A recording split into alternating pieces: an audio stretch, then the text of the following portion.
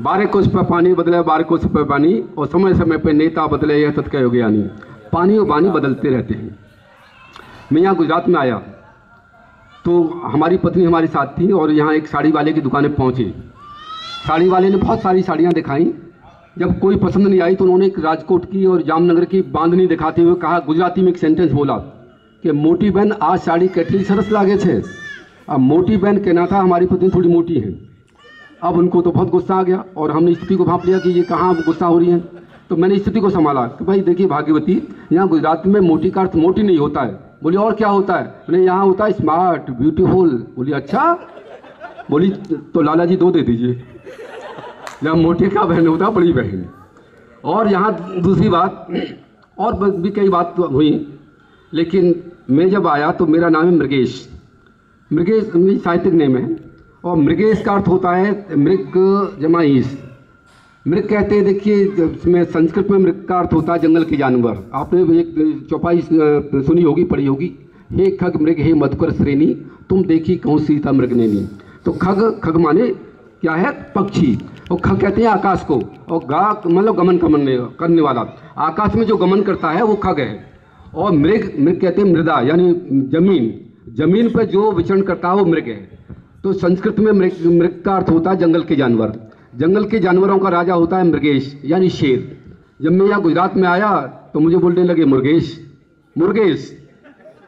और मुर्गेश का अर्थ होता है मुर्गा। हमने कहा कोई बात नहीं, दोनों पशु होते क्यों लाए पंगा।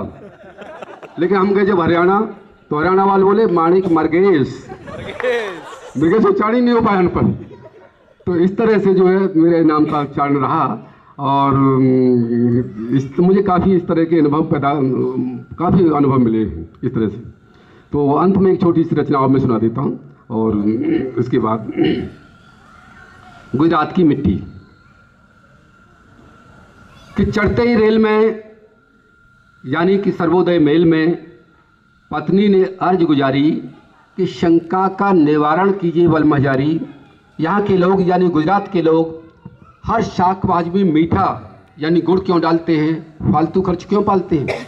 यहाँ के लोग आपने देखा होगा साग सब्जी में मीठा गुड़ डालते हैं। कि यहाँ के लोग हर शाक भाजी में मीठा यानी गुड़ क्यों डालते हैं, फालतू खर्च क्यों पालते हैं। हमने शंका का किया निवारण कि प्रिय इसके पीछे है राष्ट्रीय एकता का कारण। पत्नी बोले कैसे? हमने कहा है ऐसे, अरे देवयानी इस प्रांत की माटी वो माटी है, इस देश की माटी वो माटी है जिसने घर घर नगर नगर प्रेम की सीख बांटी है, अहिंसा का पाठ सिखाया है और महात्मा गांधी बनकर पूरी दुनिया को दीपक दिखाया है। महात्मा गांधी बनकर पूरी दुनिया को दीपक दिखाया है।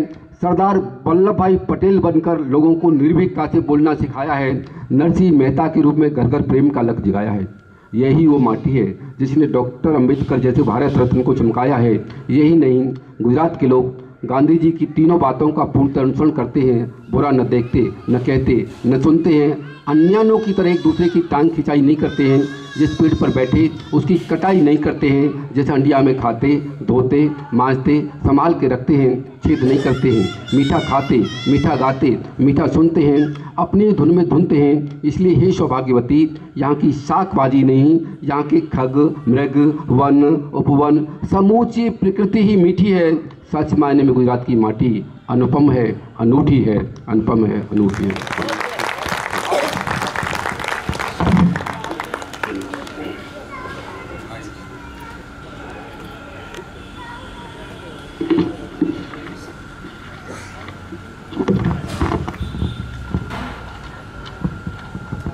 बहुत खूब कहा।